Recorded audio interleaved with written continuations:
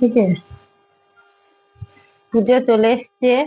পুজো মানে লাল সাদার একটা, লাল সাদা না হলে পুজো ঠিক জমে না। এই জন্য তোমাদের কিছু লাল সাদার শাড়ি দেখাচ্ছি। দেখো,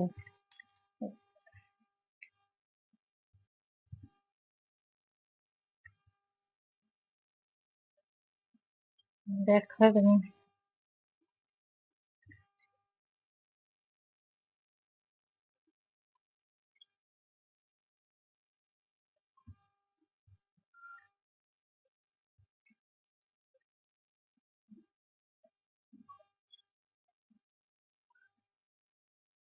আর খুলছি না।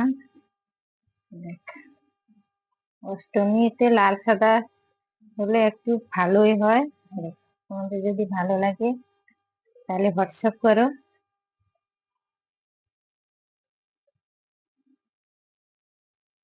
কটা বাকি?